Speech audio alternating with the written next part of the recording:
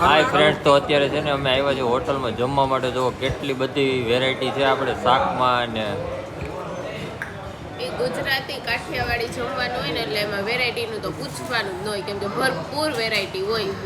અને એમાંય વડવાળા હોટલ એટલે કંઈ પૂછવાનું જ ન હોય. અમારે આજ સ્પેશિયલ અહીં જમવા આવવું હતું ને એટલે સુરત જવાનો પ્લાન બનાવવો પડ્યો. હાલો બધા સુરત જાવીને તો આ લોકો આપણી હોટલે જમવા લઈ જાય, નકર એક કંઈ બહાર ખાવા કાઢે એમ નથી. એમાંય તે ગાજરનો સંભારો એટલે 5 જાતના સંભારા છે, ભેગી લહણની ચટણી છે, કાંઈ ઘટે નહીં. એટલે આ બધા વેટર આને ધ્યાન જ રાખે છે કે આ ભાઈ ડબ્બી ન ભરીએ કે આ સંભારાની છે કે માગી લેવાનો છો હોટલ વાળા પાસેથી, હું માગી લેવાનો છું કે તમે મને 1 કિલો ગાજરનો અથાણું આપો. તમે મને બહુ ભાવ્યું. તો મિત્રો જો આ મેનુમાં છે આપણે ગુજરાતી થાળીમાં ગુજરાતી થાળી, રજવાડી, ઢોકળી, દહીંનો ઓળો, શાક, રોટલી, રોટલા, છાશ, પાપડ, જુવારનો રોટલો, મસાલા રોટલો, વઘારેલો રોટલો, આલુ પરોઠા, સાદા પરોઠા, થેપલા. તો ઠીક છે, અથાણું તો બતાવો કેટલા તો અથાણાની વેરાયટી. એટલે ઘરે જો શાક મિત્રો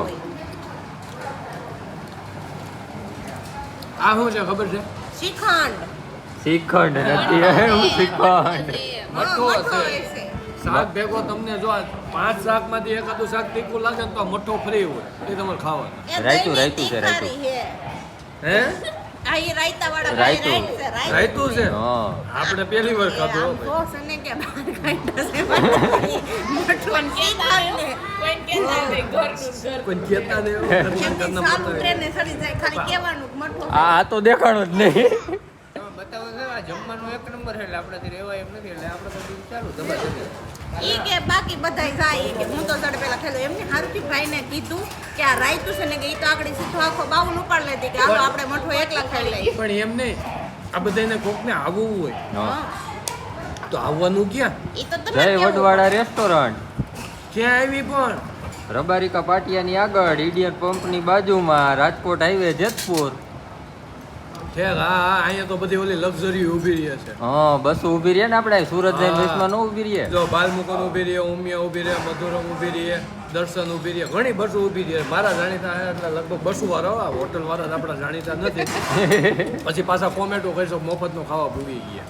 બરોબર. એટલે આપણે તો 200 વાળા જાણીતા છે એટલે અહીં ઊભી હોય. હમણાં આવ્યો ને ત્યારે ઉમિયા ઊભી હતી. તો મિત્રો એકવાર છે ને જરૂર ટ્રાય કરજો. આપણે જે આ સાઈડથી નીકળતા હોય જય વડવાડા રેસ્ટોરન્ટની મુલાકાત લેજો. અને અહીંયા છાય છે એટલી સરસ છે તૃષાલી બેન આખી ભોગરી એકલા બેઠા બેઠા પી આ ગયા. ખાલી કરી નાખી. બોલે આ તાર જમવા તો બેઠી નહીં, પણ આ છાશ થઈ જેવી ગઈ. તાજે તાજી પછી એમ વાત પહેલા નથી. છાશ હોય. આપણે ખાવાનું બિલ લઈએ ને એટલું સાઈઝનું બિલ લઈએ.